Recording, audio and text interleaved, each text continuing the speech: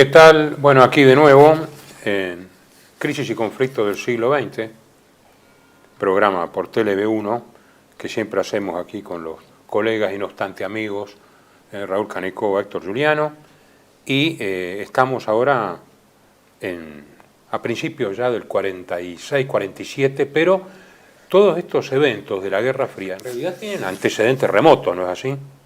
Desde ya, aclaremos esto. El tema de este programa y el siguiente va a ser la Guerra Fría en el Teatro del Medio Oriente, y parte en el actual y parte en el siguiente va a estar dedicado específicamente a la cuestión de Palestina, ¿no? El genocidio contra la población civil árabe llevado a cabo por el Estado de Israel ha actualizado este tema en cuanto a sus antecedentes.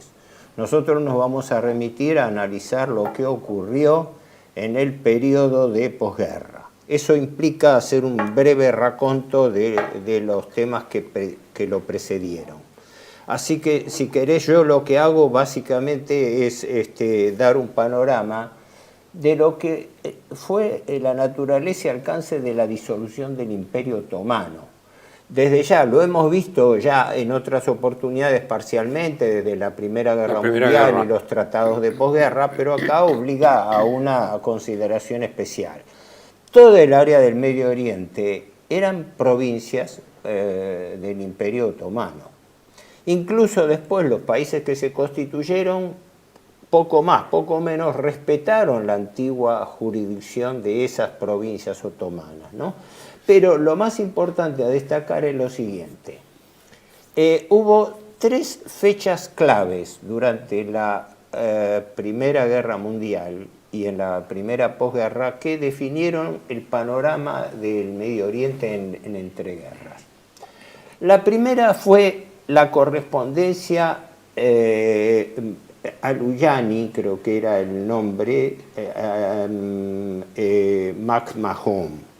No quiero equivocarme el nombre. Al-Uyani era el jerife de la Meca. Jerife de la Meca, sí, sí. El jerife de la Meca, sí. Durante el año 1915, McMahon, que era el alto comisionado británico en Egipto, en correspondencia con el jerife de la Meca, creo que era Al-Uyani de nombre, había comprometido en principio informalmente que a cambio de la rebelión árabe contra el Imperio turco, Inglaterra iba a estar dispuesta después de la guerra a conceder una independencia a la nación árabe. Primer antecedente de promesa. El segundo fue el acuerdo secreto Sykes-Picot del año 1916, plena Primera Guerra Mundial, y un acuerdo secreto del cual no tomó conocimiento Estados Unidos, porque se dice que Wilson no fue informado de que existía ese acuerdo secreto entre Inglaterra y Francia. Sykes y Picot eran respectivamente los cancilleres de los dos países, ¿no? Por la cual Francia e Inglaterra se dividían a priori, ¿no? A cuenta de la destrucción del Imperio Otomano, se dividían sus esferas de influencia en el Medio Oriente para la posguerra, en la cual básicamente la división era que lo que era Siria y Líbano quedaban para Francia, eran parte de la hegemonía francesa, mientras que Palestina, Transjordania y también Irak quedaban bajo hegemonía británica. Además, en el caso de Irak había un compromiso especial, porque ahí había un contacto desde la época de Lawrence de Arabia, con el príncipe hashemita, con los cuales los ingleses habían comprometido en firme la independencia de Irak. Ese fue el segundo episodio importante. Episodios que ratificaban cómo se estaba planificando la disolución del Imperio Otomano, ¿no?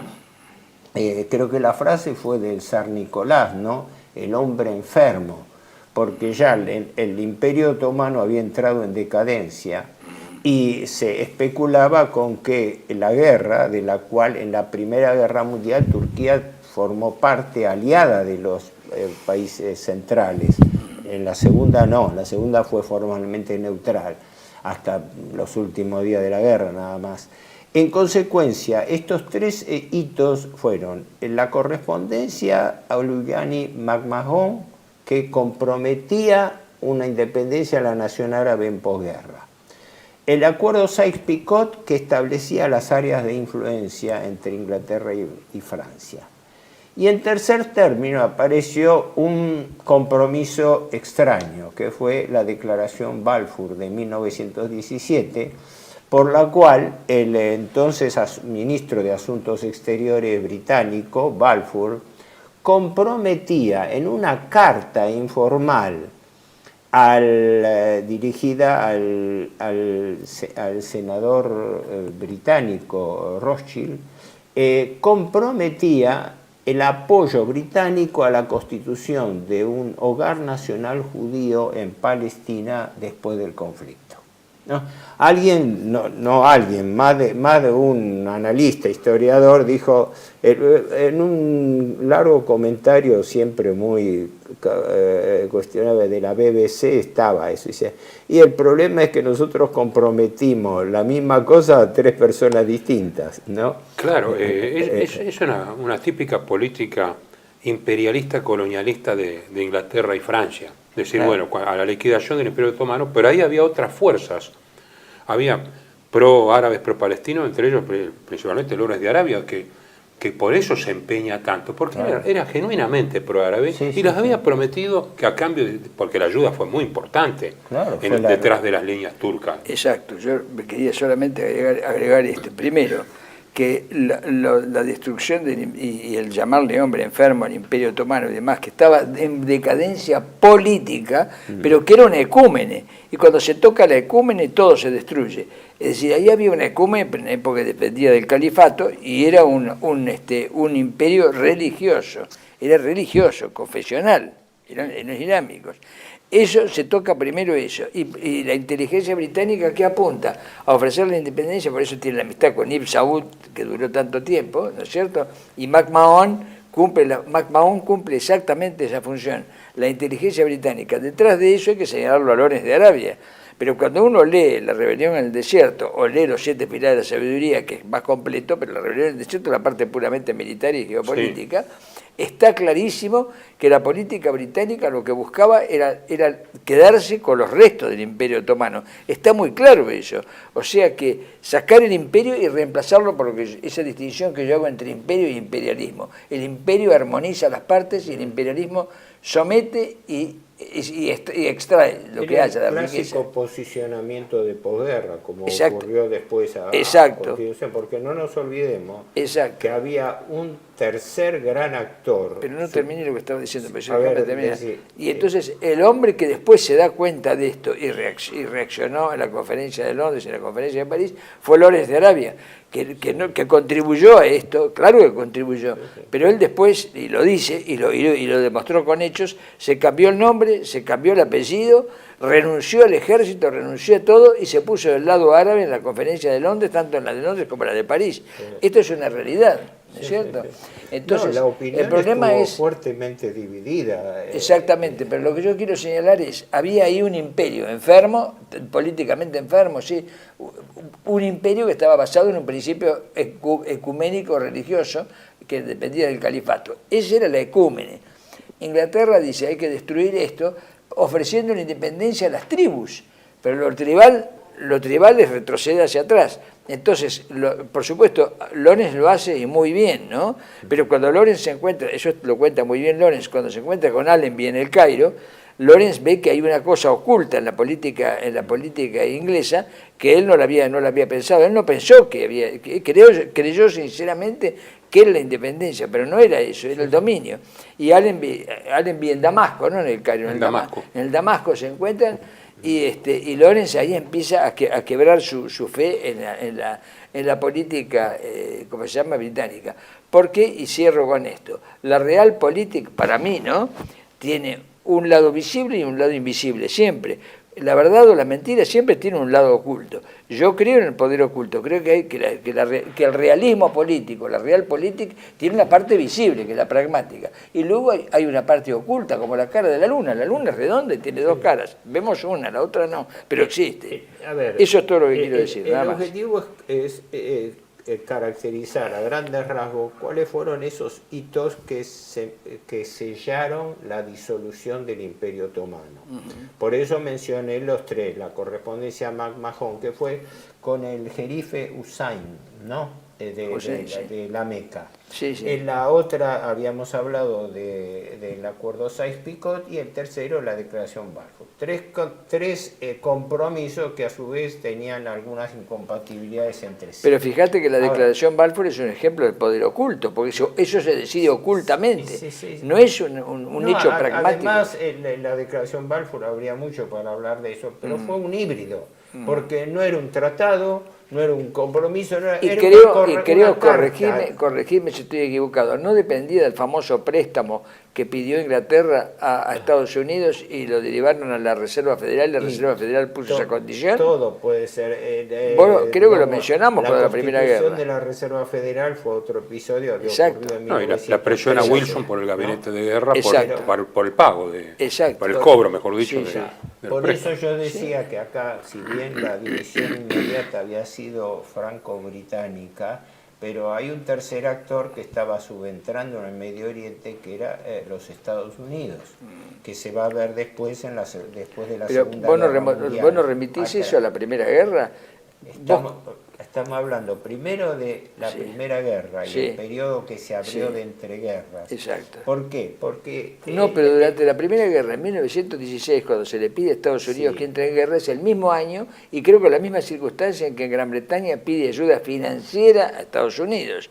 Y ahí está la Reserva Federal, y la Reserva Federal, corregime si estoy equivocado, las deudas pone como condición la creación a guerra terminada, no sabía cuándo iba a terminar, el 16, la Reserva Federal pone como condición que terminada la guerra se dejen pasar unos meses y que como ese protectorado iba a estar en manos británicas, la zona de Palestina, ahí se crearan las condiciones para crear un futuro Estado judío en Palestina. Vamos a hablarlo. ¿Estoy equivocado o no? Que existiese un documento específico, una cláusula. Yo no conozco el documento, pero se ha dicho mucho de eso. Un compromiso específico. Pero lo que sí es cierto es que la judería norteamericana fue determinante en todo lo que después fue la constitución del Estado de Israel. Pero ahora no nos olvidemos, estamos mucho antes, estamos al fin de la Primera Guerra Mundial para saber cómo arrancó todo este problema. Claro. ¿Cuál era el panorama geopolítico del Medio Oriente? El acuerdo Sykes-Picot es realmente un juego franco-británico. Claro, Lo otro es un juego ya de Estados Unidos. Y acá hay otro en discordia, que es la Rusia zarista. Claro, porque el acuerdo Sykes-Picot, perdón, hago una digresión, vos lo sabés, pero para los espectadores, el acuerdo Sykes-Picot fue secreto entre Francia e Inglaterra en el año 1916, antes que entrara. Pero eran aliados, claro. En principio, formalmente, Estados Unidos no fue informado de la existencia. Sí, exacto. El escándalo se arma a posteriori, creo que en el año 1921, porque lo denuncia el gobierno bolchevique. Los pone al público, Izvestia y Pravda, el 23 de noviembre del 17. Del 17. Y el Manchester Guardian, para no quedar atrás, porque queda, entonces lo publica en inglés, lo reproduce. Claro. Ellos, los rusos, en ruso, y lo reproducen, y ahí se armó un escándalo que dicen, dice, los británicos se avergonzaron, los árabes se consternaron y los turcos se alegraron. Porque esto es lo mismo que en la Segunda Guerra Mundial cuando aparece la rendición incondicional. En el fondo le están dando a los turcos, le están diciendo, miren que los vamos a destrozar. Por eso yo creo que lo hemos comentado, puede mi memoria falle, pero creo que lo hemos comentado en su momento, cuando se habló de ese famoso préstamo y de una cláusula secreta o oral, de que había que crear ese Estado después de terminar la guerra, ¿no? Y esto es que lo que vos decís porque es el 17, no del 21, la denuncia bolchevique. Yo no me si es del 17, no claro. 21, Si es del 17, significa que apresuraron, que abortaron la idea de tenerlo oculto hasta el final. Claro. Pero igualmente la declaración oficial no fue hasta el final. Te aporto algo que vos lo debes saber. ¿Por qué lo destapan los bolcheviques? Porque el acuerdo tenía también dos cláusulas que favorecían al gobierno zarista. Una que garantizaban a posteriori el control de los estrechos del Mar Negro, el viejo estrecho sueño de Dardanelos ruso y del Bósforo, Sí. y quedaban reservados, comprometidos a la Rusia zarista. Y otra también sobre parte del territorio. ¿Por qué? Porque estaba previsto que Turquía iba a ser reducida solamente al Asia Menor, o lo que era la Anatolia, que es el Asia Menor, Sí. y con las 5 provincias del contrafrente del Asia Menor, lo que bordea el mar de Mármara, ¿no? O sea, las 5 provincias europeas, pero por la cual Turquía perdía toda influencia sobre los Balcanes y sobre territorio europeo. Esa era la esencia. Inclusive sobre Irak.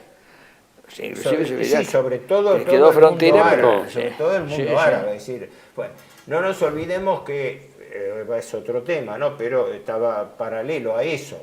Entre 1920 y 1923 estalla una guerra civil turca a raíz de la revolución de los jóvenes turcos y el liderazgo de Atatürk. Por eso hay dos tratados claves, hay el Tratado de Sèvres y el Tratado de Lausana.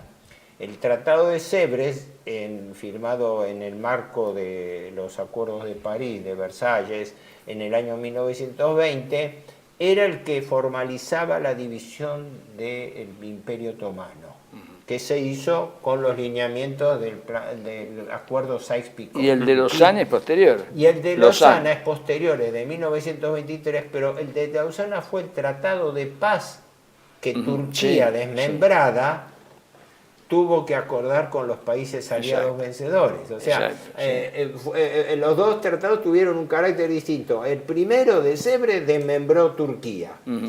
Y el segundo, el de Lausana, 3 años después, en 1923, cuando había terminado la revolución de los jóvenes turcos, ya estaba al mando el Atatürk, ese establecía directamente las condiciones de rendición del país. Sí. Entonces, básicamente, esto es lo que da origen al meollo de la cuestión del Medio Oriente. Que el Medio Oriente había sido parte del Imperio Otomano y como producto de la derrota es fragmentado en una serie de países. Ahora, ¿qué ocurre? Hacer un raconto de lo que ocurrió en el periodo de entreguerras, entre el fin de la primera y ya el desenlace de la segunda, excede el alcance de este programa. Pero hay ciertos puntos que hay que decirlos para que se entienda claro, que hay una cadena. Esto no es desconectado. No, porque yo he escuchado opiniones como la siguiente, que es falsa, ¿no? Yo he escuchado opiniones como la siguiente. No, lo que pasa es que por el tratamiento que le dieron en Alemania a los judíos, a la minoría judía, como rebote los ingleses apoyaron el Estado de Palestina, pero eso no es verdad, porque esto empieza en 1900 con la declaración Balfour, en donde no existía el nacionalsocialismo, no existía nada de eso. Nosotros analizamos hechos, claro, por eso ensayo que se lo ponga. Por eso, el hecho es anterior. Esto fue así, Inglaterra y Francia, así como hemos hablado y está perfectamente probado históricamente, el tándem de los acuerdos Yalta-Potsdam en la segunda posguerra, donde Estados Unidos y la Unión Soviética se dividieron sus esferas de influencia en el mundo, también después de antes de la Primera Guerra Mundial había ocurrido algo parecido. Simplemente para cerrar este primer bloque, los alcances del acuerdo Sykes-Picot en principio formalizaron no la independencia de esas provincias, esas exprovincias turcas, sino mandatos dados a través de la Sociedad de las Naciones. ¿Qué quiere decir?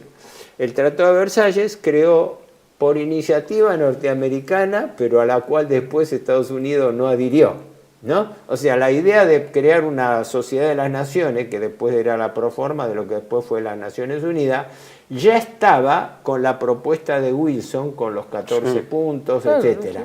Pero cuando llegó el momento, el Congreso norteamericano en 1920 lo rechazó, así que el país que lo propuso no lo aceptó. Pero en el contexto de la Sociedad de las Naciones, ¿qué se fijó? Como eran provincias nuevas, tenían que ser organizadas, tenían que ser,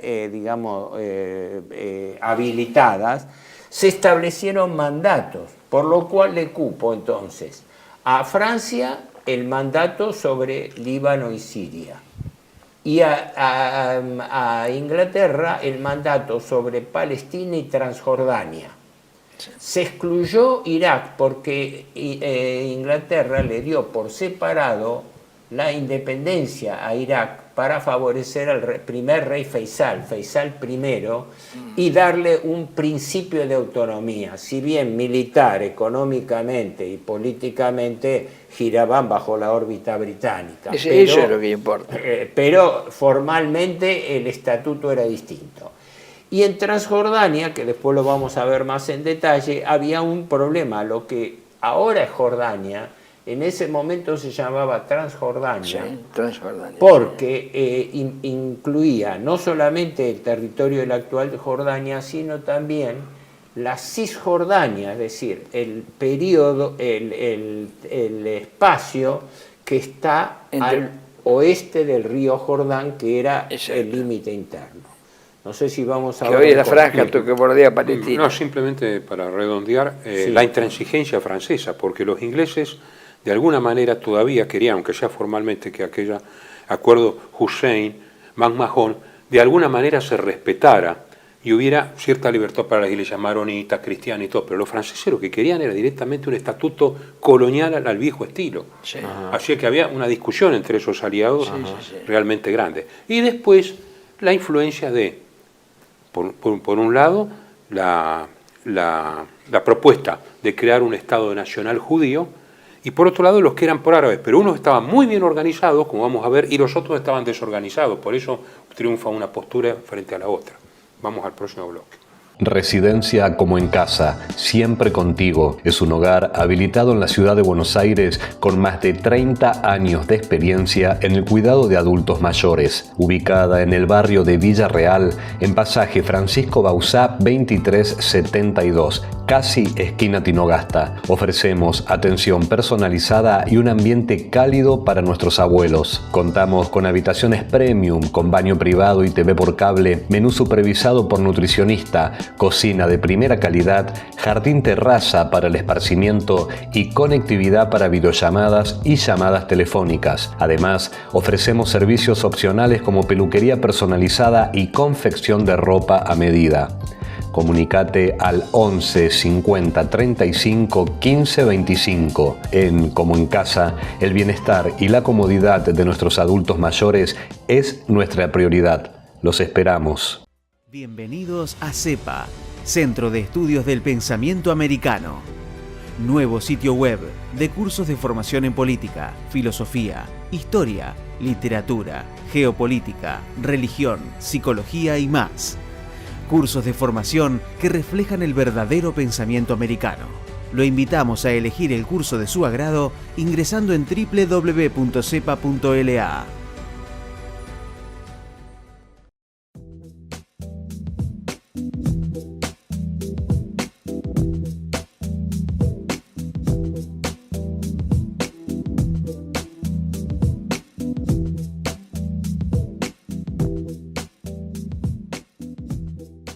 Decir siempre la verdad primero tiene un precio. Dependemos de tu ayuda. TLB1, toda la verdad primero.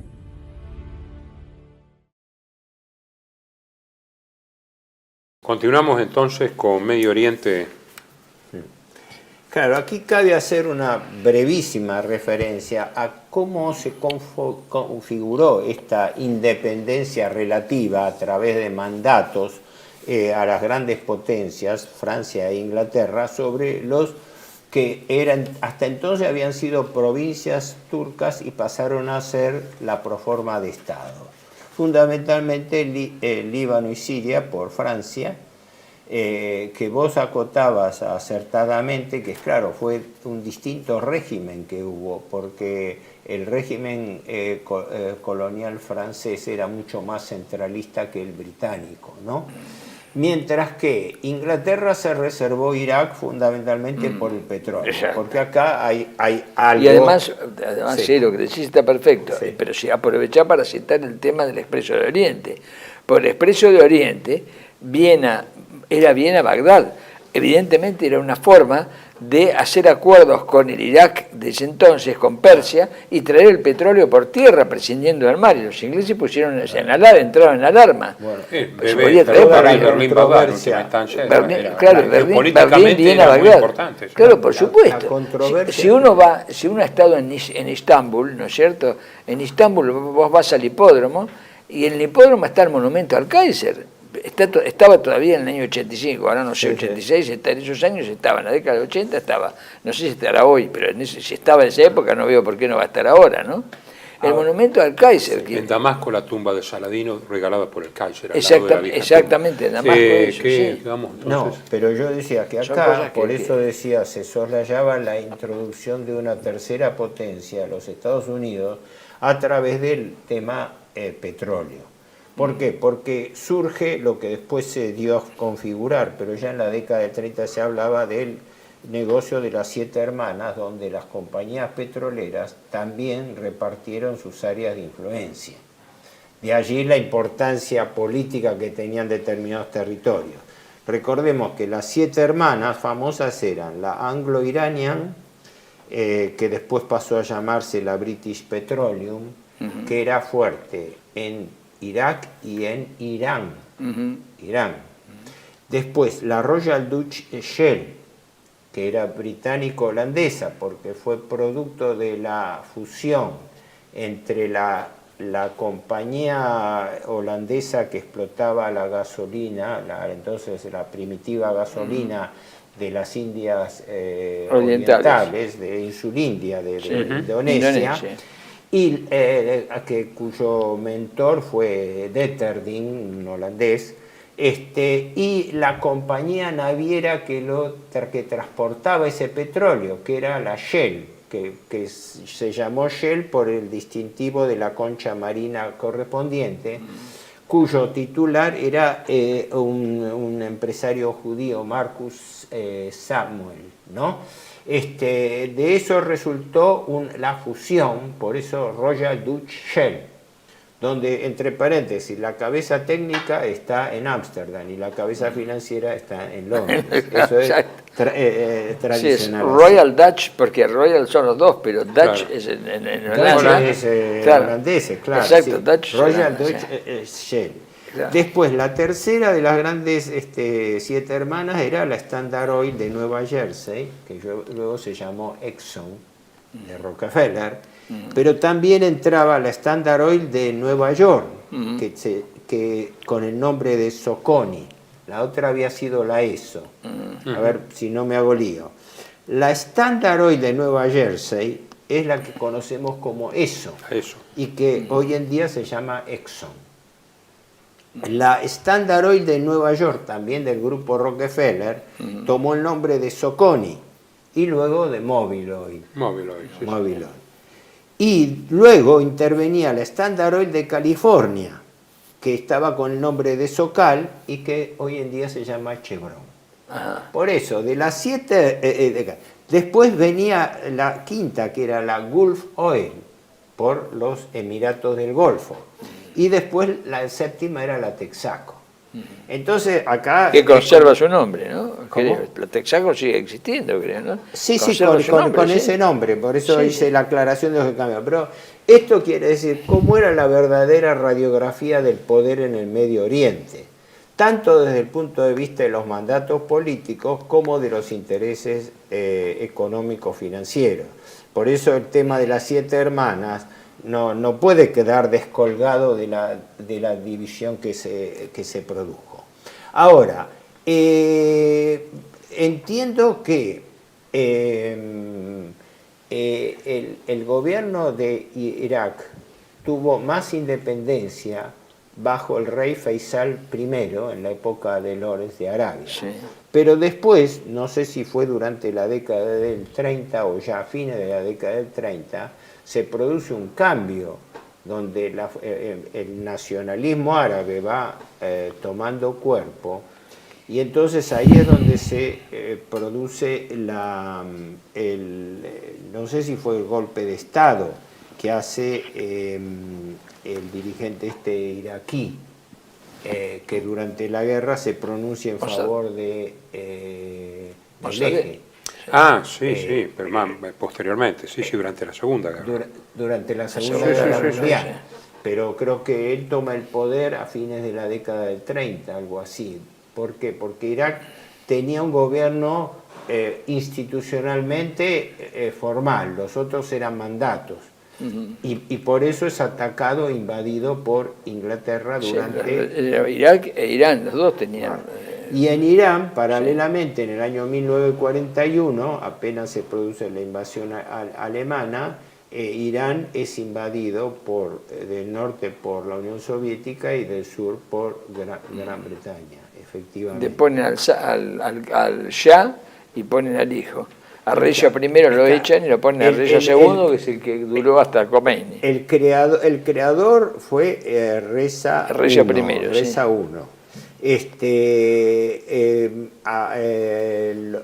Por su afinidad y no colaboración directa. No. La afinidad viene por eso que hemos mencionado antes. Sí. Porque esta gente, hay que ponerse en el cerebro del otro. Sí. Ellos pensaban, Bagdad y Teherán son las puntas de un ferrocarril que tiene que venir del centro de Europa, que nos trae montones de cosas y nosotros le mandamos el petróleo. Es simple la cuestión. El aspecto pragmático. En el aspecto pragmático es simple.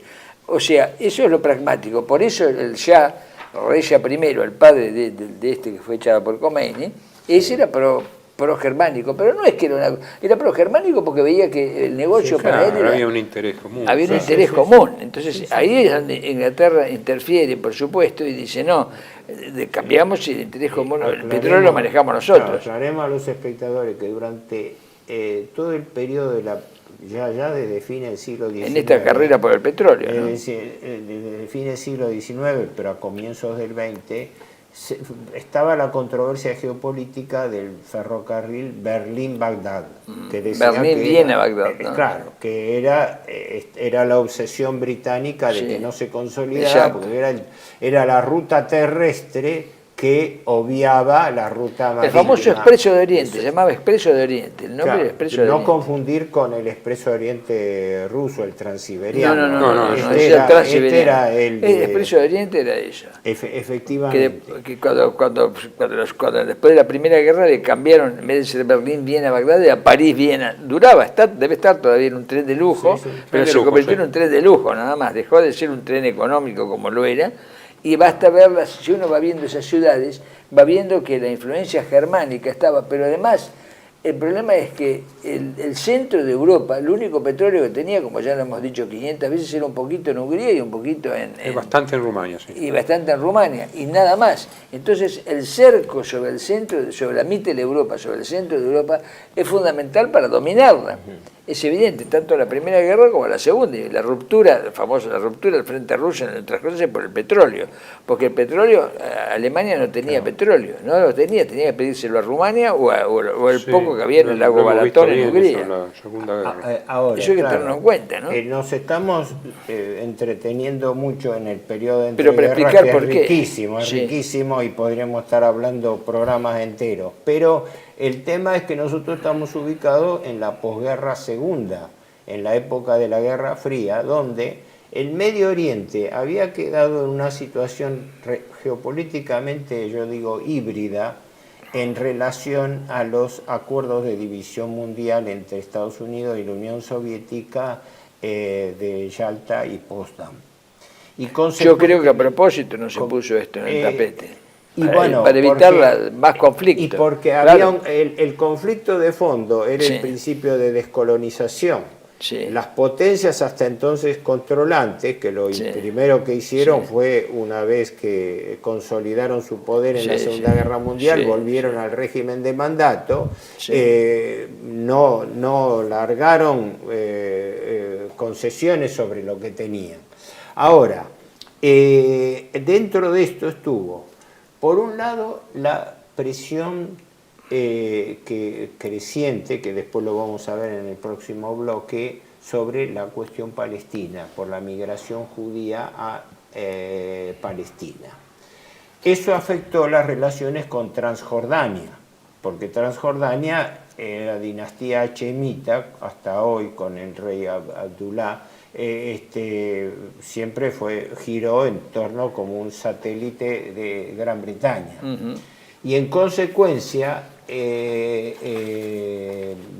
Transjordania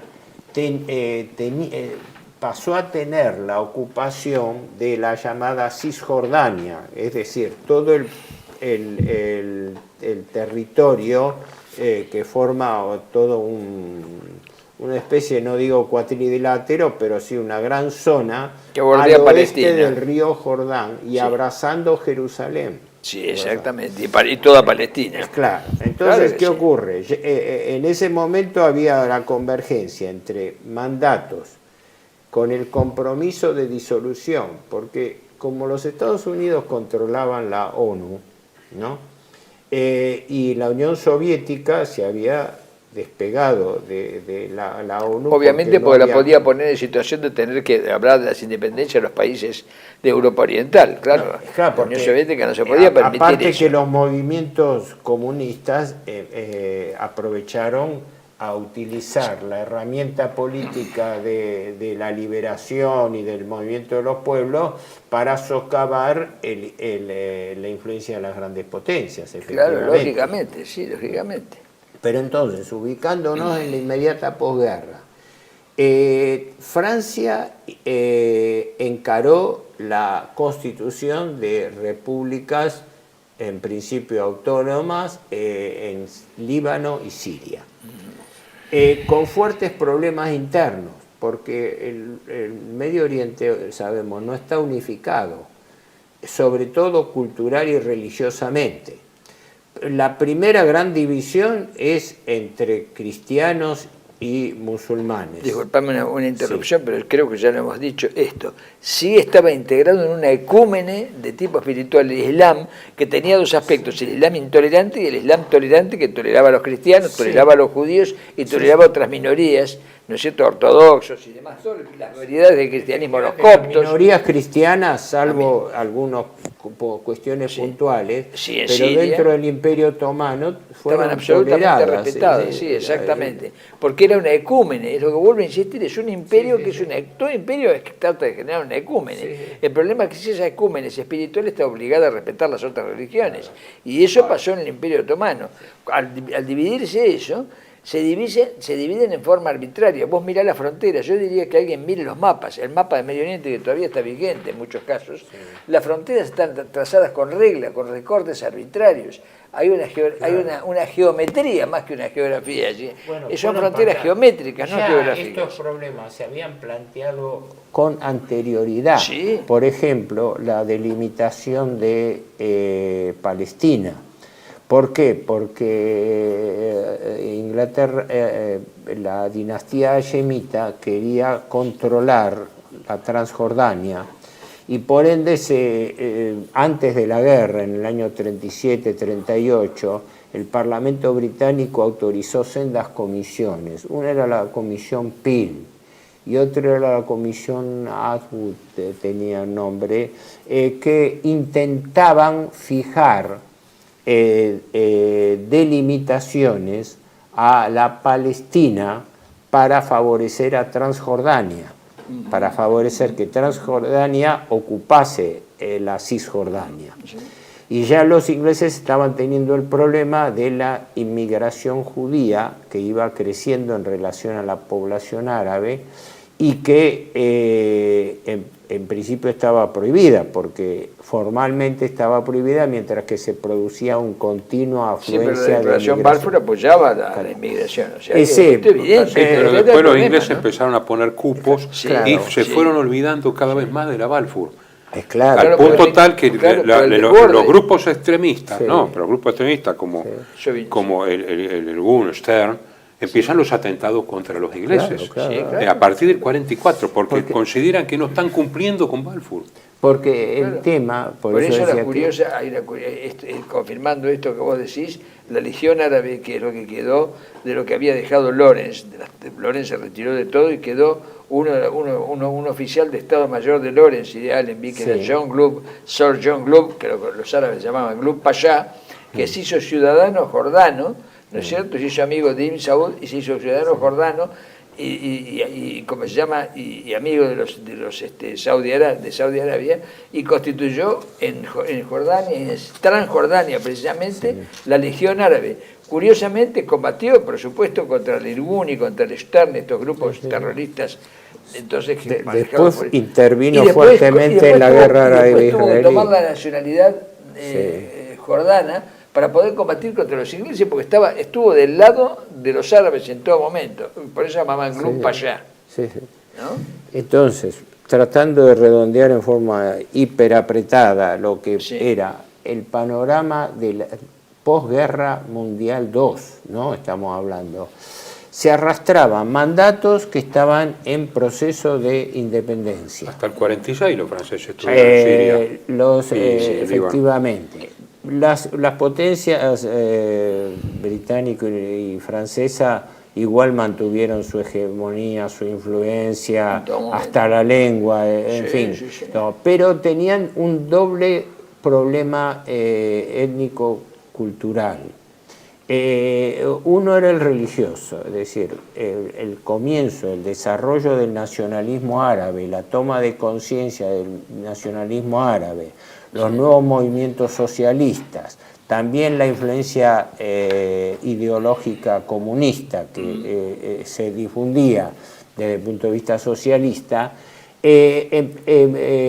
llevaron a contradicciones. Por ejemplo, en el Líbano, donde las minorías cristianas y musulmanas estaban fuertemente enfrentadas, ¿no? Después con guerras civiles sangrientas entre sí.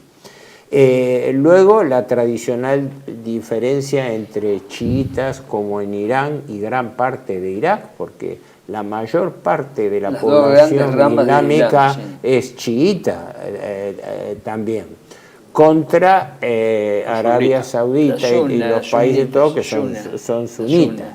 Y ese mismo problema se daba en Palestina y en Cisjordania, porque en ambos lugares predominaban los sunitas, ¿no? Claro, pero en Siria, en Irak, bueno, Irán ni hablemos, son chiitas, pero digo... Con reductos. Las minorías chiitas son muy grandes en Siria y en el Líbano y en Irak. Hoy, con las conmociones y las guerras que ha habido, muchos han muerto y todo, pero la presencia del califa Omar, ¿no es cierto? Porque eso viene de la tradición del yerno de Mahoma. Pero acá hay que hacer una distinción entre el mundo árabe. Los sunitas son los hombres ¿cómo se llama?, de la legalidad del Corán. El Corán lo aceptan todos porque son musulmanes. La tradición del libro es el Corán, muy bien, correcto. Pero en el caso de los chiitas, la unión con la antigua Persia existe. El Irán antiguo está en el Irán nuevo, en los chiitas. Por supuesto, en los imanes, está la vieja influencia persa, ¿no es cierto? La vieja influencia persa que habría que remontarse, por supuesto, antes de Cristo, porque que el cristianismo también la tiene, porque eso llegó a Grecia. No te olvides que nosotros decimos la mitra del Papa, ¿no es cierto? La mitra. La Iglesia tomó la mitra, tomó la tradición irania, ¿no? Zoroástrica. Y eso está dentro de la religión, dentro del chiismo, del Islam chiita. La idea es dar un cuadro de situación del Medio Oriente en la posguerra, en plena Guerra Fría creciente, y con este cuadro de constitución, porque era toda un área que se estaba redefiniendo geopolíticamente en cuanto a la constitución de Estado, fronteras, etc. Dentro de este cuadro... Fallida. ¿Cómo? Es una geopolítica fallida, estamos viendo hoy. Está fallido desde el inicio. Sí, bueno, se pueden hacer muchas consideraciones, pero en ese momento el problema, cómo se daba, era que los actores eran estados que estaban en proceso de formación. que tenían una tradición cultural, tenían una tradición Un ya desde la época ecúmene. de la época otomana, pero que ya en el periodo de preguerra se había perfilado algunos enfrentamientos, y cuando se da el proceso de nacionalismo árabe creciente con la constitución de los nuevos estados, se arma conflicto. Un ejemplo característico fue Egipto, porque Egipto formalmente era una monarquía con un rey títere que era el rey Farouk I, ¿no? ¿Por qué? Porque Egipto era un protectorado británico que había sido sumamente útil a los británicos durante la guerra, justamente porque estaba constituido para defender el enclave del Canal de Suez, ¿no? Y todas esas dinastías, en su mayoría nepotistas y corruptas, estaban siendo confrontadas con movimientos independentistas, ¿no? En mayor o menor escala. Y entonces el proceso digamos, creaba no digo un cortocircuito, pero creaba un entrecruzamiento entre las trayectorias histórico-culturales de las regiones, de lo que eran las antiguas provincias turcas, con los nuevos estados y las formas tribales. Los nuevos estados son formas tribales. Sí. La ecúmene unía todo eso. La ecúmene era como un imperio, el imperio otomano. Unía todo esto en torno al califato de Bagdad, había una ecúmene ahí, ¿no? Y un equilibrio entre las partes. Roto eso, se vuelve a lo tribal, por eso los árabes. Cuando Lores de Arabia, está muy claro eso ¿cómo se llama? En los 7 pilares de la sabiduría y en el troquel. Vamos redondeando porque... No, es claro, porque esto es el marco dentro del cual, ahora en el próximo bloque vamos a entrar, este es el marco dentro del cual se da el punto clave del conflicto, que fue la cuestión palestina. Este es el contexto, digamos así. Que vamos a tratar en el próximo bloque. Pasamos al otro bloque, sí.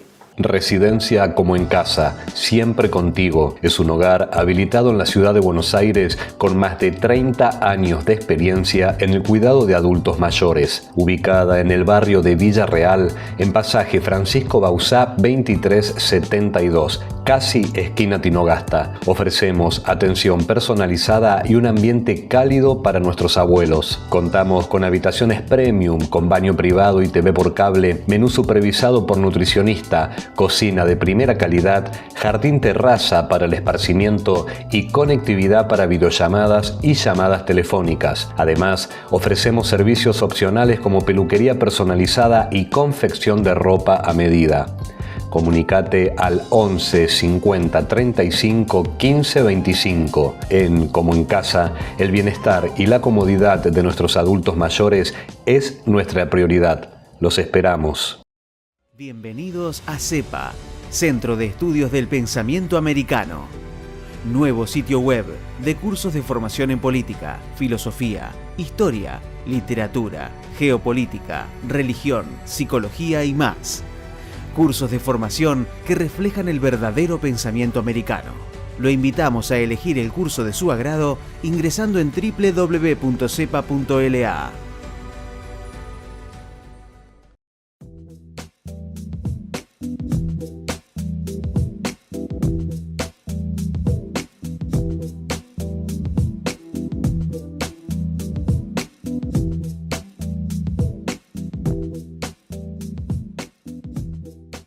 Decir siempre la verdad primero tiene un precio. Dependemos de tu ayuda. TLB1. Toda la verdad primero.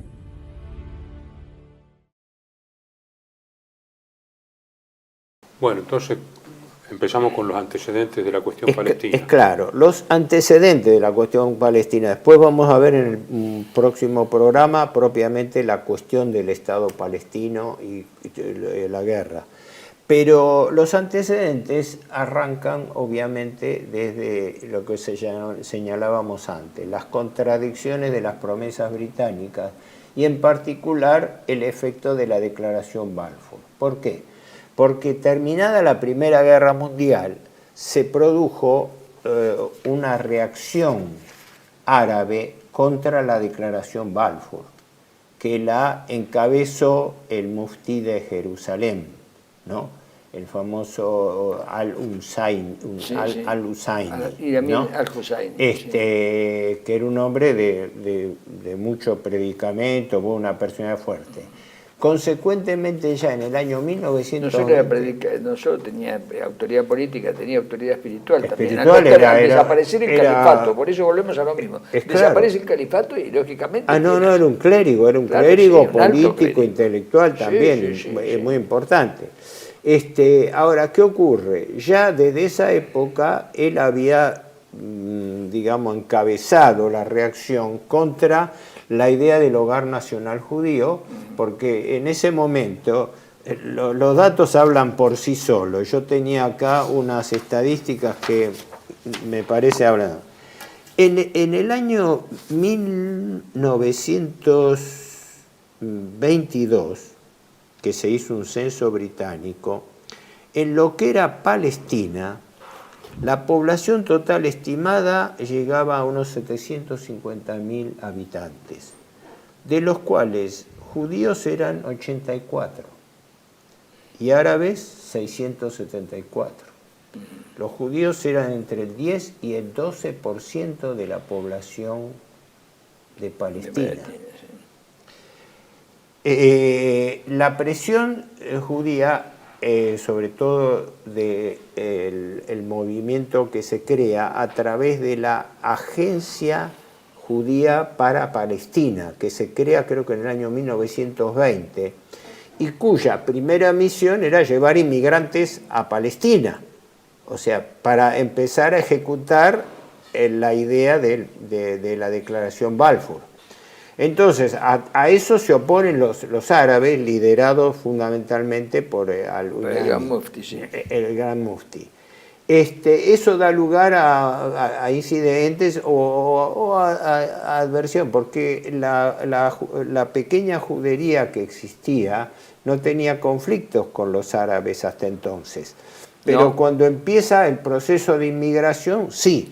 Claro. Hay un libro muy importante que se llama El rapto de Palestina, de Schiff, que acá lo publicó en castellano en 1940 en la Organización Sionista Argentina, en donde el comisionado de Naciones Unidas hacia el año 30 dice que convivían todos perfectamente. En el año 38 se mataban en las calles. No, es claro, ahí fue el problema, porque entre 1936 y 1939, a raíz de la laxitud y la cuestión de la inmigración judía, porque Inglaterra publicó sucesivos libros blancos, donde trataba de mostrar que bajo su mandato se cumplían las directivas de la Sociedad de las Naciones y que uno de cuyos compromisos era no alterar la composición étnica de Palestina. Ahí es cuando empieza justamente los ataques a Gran Bretaña, pues se está separando de... Y eso estaba siendo burlado. Claro, y además por otra cosa, en eso de decir los ataques a...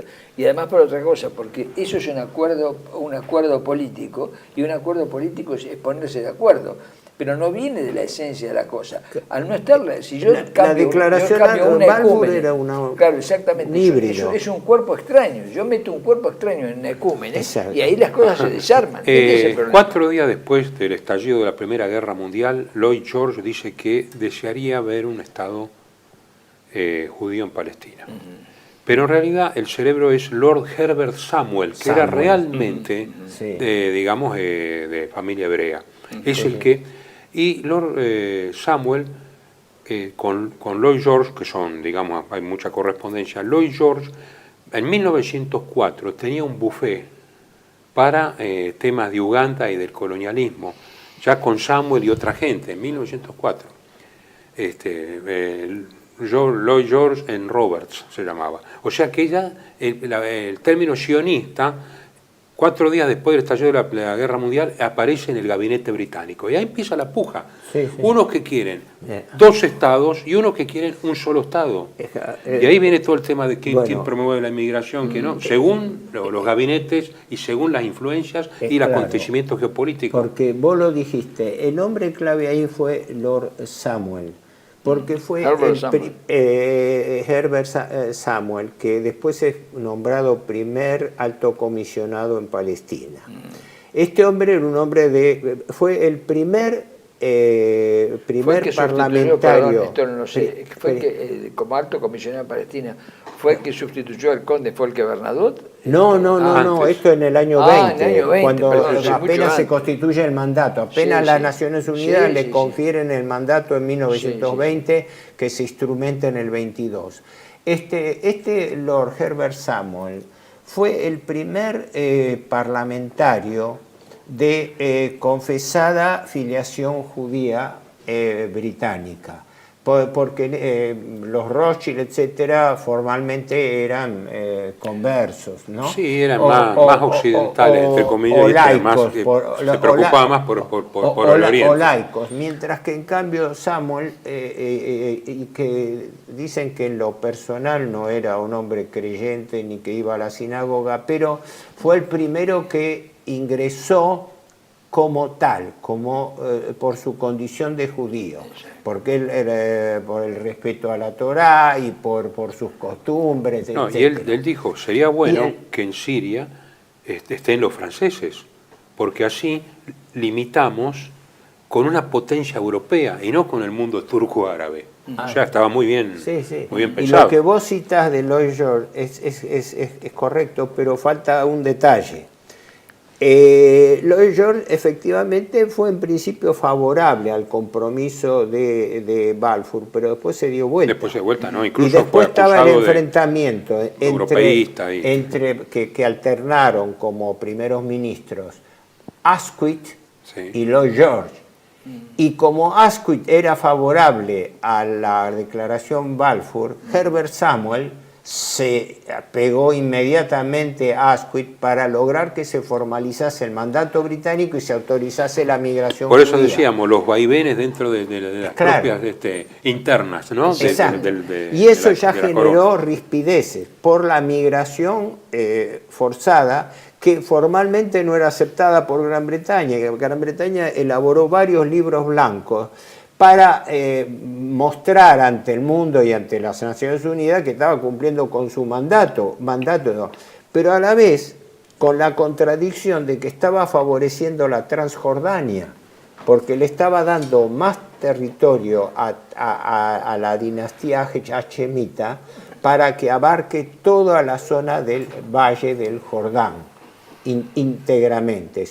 La Cisjordania, aclarémoslo, es todo un sector, el territorio de la orilla izquierda, de la orilla occidental del Jordán.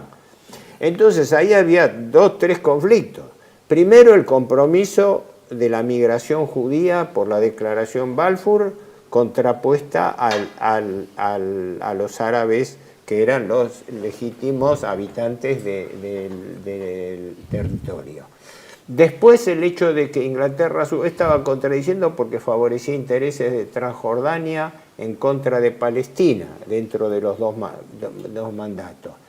Y por último, el hecho de que dentro de esa migración estaba también el tema de la compra de tierras, porque los judíos, al momento de producirse el fin de la Segunda Guerra Mundial, eran dueños solamente del 7% de las tierras de Israel, que habían sido compradas a través de la agencia judía, que a su vez tenía como aportantes mecenas los Rothschild, que eran autores de este programa, los Samuels, los Hirsch, etc. Como el barón de Hirsch, que favoreció también la inmigración argentina, es decir, de grandes financistas judíos que se encargaban de comprar las tierras para traer inmigrantes.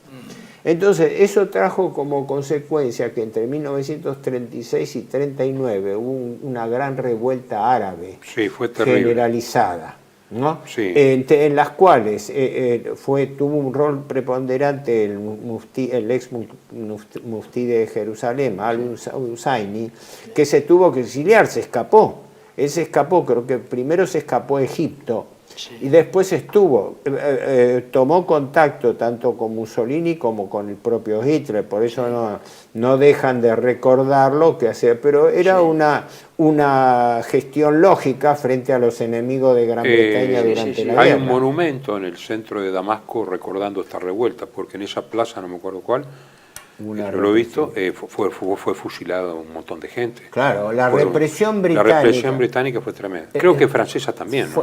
Pero la represión británica tuvo mucho que ver porque en parte descabezó el movimiento independentista árabe, lo cual favoreció que después de terminada la guerra los árabes no tuviesen un movimiento organizado. Y decomisaron las armas de aquellos árabes que habían peleado con los ingleses, ¿no?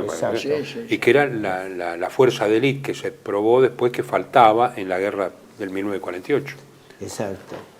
O sea, que este era el cuadro que se presentaba en la inmediata posguerra en Palestina, con una población creciente. Vuelvo a repetir las cifras. En realidad, las cifras exactas no están exactamente documentadas, pero aproximadamente la población israelí había subido a 600.000 personas. ¿Ese equivalía al cuánto por ciento? ¿Cómo? ¿A cuánto equivalía? Al 30% de la población. Ya al 30%. Mientras que los árabes eran 1.300.000, el 70% de la población. En total, la Palestina de la inmediata posguerra, en el año 45-47, antes de la guerra árabe-israelí, llegaba casi a 2 millones de personas, 1.900.000. Repito, 600.000 judíos y 1.300.000 árabes, 30 y 70%. Mientras que en cuanto a la posesión de la tierra, la mayoría de la posesión de la tierra era árabe. Y ojo que tampoco era una distribución muy equitativa, porque había grandes terratenientes de la época otomana que controlaban la mayor parte del territorio. Entonces la población palestina tampoco era una población dueña de su tierra, ¿verdad? Eran, no digo siervos de la gleba, pero trabajaban en grandes explotaciones terratenientes, ¿no? Pero la realidad es que la agencia judía controlaba una mínima proporción de las tierras. Este cuadro se da cuando acabada la guerra, entra la presión con respecto a la definición de qué iba a ser Palestina y cómo iba a entrar a darse la independencia. Entonces se llevan a cabo varias iniciativas en Naciones Unidas para tratar de delimitar cómo hacían cuando la población no estaba formalmente concentrada en un lugar. Uno mira el mapa y el mapa estaba totalmente desperdigado porque había comunidades mayoritariamente musulmanas, pero había enclaves judíos con kibbutz. Toda la política de kibbutzim que se llevó a cabo era para alojar, o sea, como islas, como continuidad de islas dentro del territorio palestino. Entonces no había forma... Eso fue una constante, sigue hasta hoy. Ahora lo están haciendo en Cisjordania también, es decir, el avance constituyendo aldeas autónomas. Ahora, eso, que lo vamos a ver en el próximo capítulo cuando entremos de lleno a la cuestión palestina, tuvo como consecuencia lo siguiente, que la no convivencia entre árabes y los recién llegados israelíes dio lugar a incidentes y a deteriorar el clima, por lo cual hizo indispensable pensar en una partición del territorio, pero una partición del territorio que no tenía cómo hacerse físicamente por la mezcla donde se habían localizado distintas comunidades.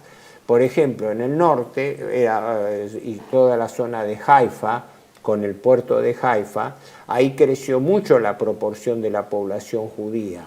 No solamente porque era un puerto de llegada, sino porque se consolidó como una gran ciudad, como una gran urbe, mientras que la mayoría de la población árabe era agrícola, campesina, era agroganadera, mientras que los judíos eran de comerciantes, eran burgueses y se localizaban en la ciudad. El profesor Reginald Copeland de la Universidad de Oxford en el 37 llegó a la conclusión de que existían en Palestina dos culturas claramente diferenciadas, una árabe de origen asiático y una judía de origen europeo. Porque hay que ver que no eran israelíes del lugar, venían todos del centro de Europa. Entonces, considerando que estas dos culturas tan contrastadas no podían convivir en un solo Estado, propuso como única solución la partición en dos estados distintos, a la comisión, que es la Comisión del Libro Blanco, de MacDonald, el ministro de Colonias de Gran Bretaña. Y ahí empiezan los ingleses a nivelar la cosa y ahí empiezan a atacar a las autoridades inglesas a partir del 44.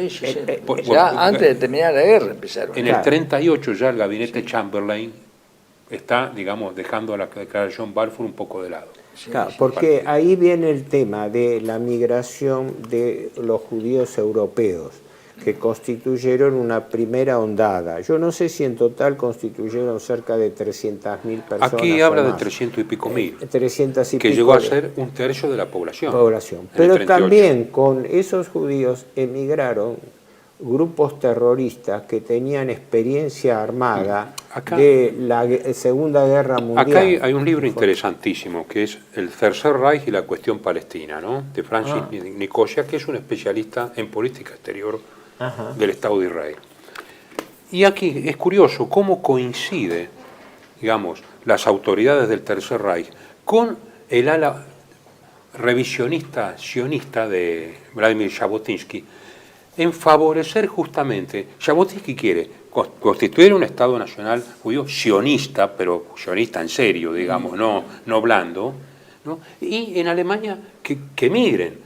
Es todo el proyecto Madagascar, entonces coinciden estas dos, y hay una oficina del revisionismo sionista en Berlín, en donde el mismo Heydrich y un conocido de la Argentina, Eichmann, están operando en esta primero situación. el famoso acuerdo de Havana. Hay un libro muy interesante para entender con un capítulo dedicado a esto, que es el libro de Heinz Höhne, Der Orden unter den Totenkopf, el orden bajo la calavera, que se conoce la orden de la calavera. Un libro muy exhaustivo. Así. Hay un capítulo dedicado a esto. En las oficinas de la Gestapo en Berlín, con la autorización, por supuesto, de Heinrich Müller, el teniente general comandante de la Gestapo, y con la autorización de las autoridades del Reich, de Himmler sobre todo, estuvo hasta 1944. A principios del 44 se llamaba Ginsburg, de apellido el tipo que estaba allí bajo control alemán, por supuesto, para este tema. Primero, eso partió del famoso acuerdo de Havana, que se firma entre las autoridades de la Alemania nazi en 1933 y la Agencia Judía Mundial, y con adjunto el llamado Banco Anglo-Israelí, que después se constituye en lo que actualmente es el Banco Leumi, que es el banco más grande de Israel. Donde se establecen las condiciones de migración, porque paradójicamente los países del eje, una vez, recuerdo haber leído un artículo, dice Mussolini sionista, porque en efecto Chaim Weizmann, que después iba a ser el primer presidente de Israel, había tenido más de una entrevista con Mussolini, donde Mussolini era favorable a la emigración judía a Palestina. Ahí convergían dos cosas. Una, la idea de que los judíos no tuviesen tanta influencia en sus países de origen y emigraran a otro país. No, ese era por eso están de acuerdo con el revisionismo sionista. Que la Palestina entonces era un mandato británico y consecuentemente les mandaban el tema a los británicos. El revisionismo sionista, desde el 33, se opone al boicot que la Organización Judía Mundial hace a Alemania, porque dice esto lo único que hace es crear un antisemitismo, un antijudaísmo, y es que a meternos todos en la misma bolsa, cuando en realidad tenemos que negociar como si estamos de acuerdo los dos en esto, en la inmigración. El tema es así, es claro, esto ya lo dejamos para el próximo que va a tocar específicamente la cuestión judía, pero para redondear esto, que es un detalle importante, de un libro de un tal Gervasi que tengo sobre la Palestina entonces, uno se entera de cosas interesantes. Por ejemplo, el comercio que tenía Alemania con la Palestina y a través de comerciantes judíos alemanes y norteamericanos con la Palestina británica era creciente y era, creo que si no me equivoco, Alemania era el primer exportador a Palestina y con acuerdo a todo. Y después las famosas visitas de Adolf Eichmann a Israel eran para coordinar precisamente los planes de erradicación que se estaban estudiando. Hay un libro que creo que se tradujo en todos lados, se llamaba Ich Adolf Eichmann, yo Adolf Eichmann, que son las memorias. Sí, está traducido acá en creo que español. no sé si era no el Deutsche Bank, sino el Dresdner Bank, no, o me equivoco, el Dresdner o el Deutsche Bank. Era el banco más fuerte que había en la Palestina británica en ese momento, porque desde el punto de vista de la coincidencia de intereses, las cosas andaban bien.